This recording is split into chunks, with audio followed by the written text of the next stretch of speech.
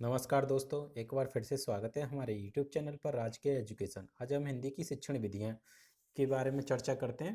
पहली विधि है व्याकरण विधि, दूसरी विधि है प्रत्यक्ष विधि, तीसरी विधि है द्वैभाषी पद्धति, चौथी विधि है सैनिक विधि। हम प्यारे दोस्तों एक एक करके इन सभी विधियों के बारे में चर्चा करेंगे। हिंदी भाषी क्षेत्रों में जहाँ मातृभाषा हिंदी नहीं है, द्वितीय भाषा या अन्य भाषा के रूप में हिंदी शिक्षण विधियां हैं। पहली विधि है इसमें व्याकरण अनुवाद विधि। अन्य नाम क्या है इसका? भंडारक विधि।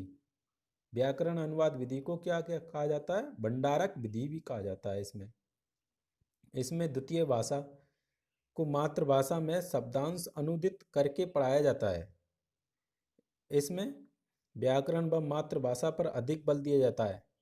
व्याकरण और मातृभाषा पर अधिक बल दिया जाता है। इसमें दोस्तों छात्र निष्क्रिय रहते हैं। इसमें बोलना कौशल या मौखिक अभिव्यक्ति की अपेक्षा की जाती है।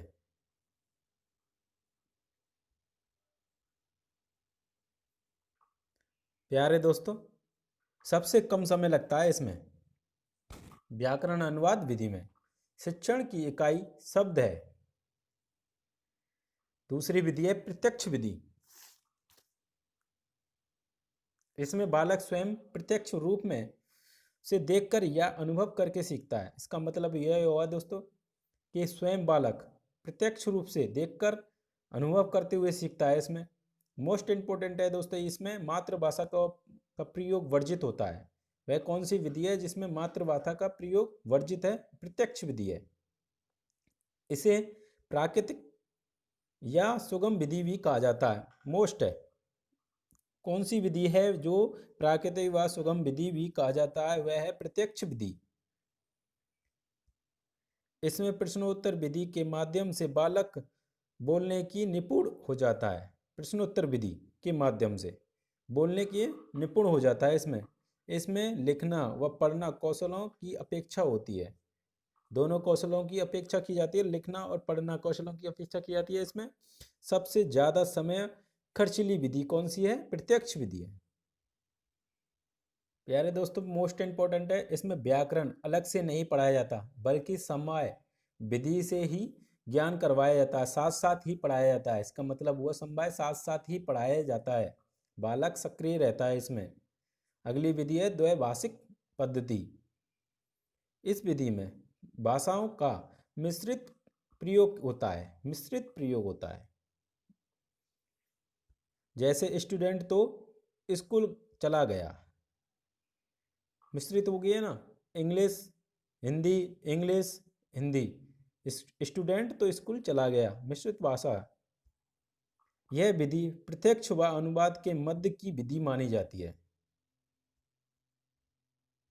मेरे प्यारे साथियों अगली विधि है सैनिक विधि। संगठनात्मक या भाषा वैज्ञानिक विधि भी कहा जाता है इसे। द्वितीय विश्व युद्ध में अमेरिकी सैनिकों को द्वितीय भाषा सीखने के लिए इस विधि का प्रयोग किया गया, अतः इसे सैनिक विधि भी कहते हैं। इस विधि में संवाद को बार बार बोला जाता है। इसका मतलब यह हुआ दोस्तों कि अमेरिका, इस प्रकार समझते हैं इसे, अमेरिका के सैनिकों के लिए अंग्रेजी शब्द, इंग्लिश शब्द बोला जाता है, मातृभाषा है वहाँ की, और हमारे यहाँ की हिंदी। तो दोनों को, हिंदी को अगर उन्हें हिंदी को सीखना है तो बार बार उच्चारण किया जाएगा। जैसे वह गया, वह गया, वह गया, इस शब्द का, इस वाक्य का बार बार सैनिकों के सामने संवाद किया जाता है तथा बाद में अर्थ बता दिया जाता है। इस पर सैनिकों को वो वाक्य याद रट जाता है।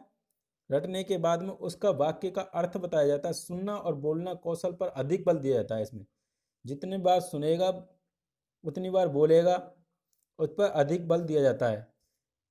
दोस्तों वीडियो अच्छी लगी हो तो हमारे चैनल को सब्सक्राइब करें, अपने दोस्तों के साथ शेयर करें, लाइक करें। मिलते हैं एक और वीडियो के साथ में। जय हिंद, जय भारत।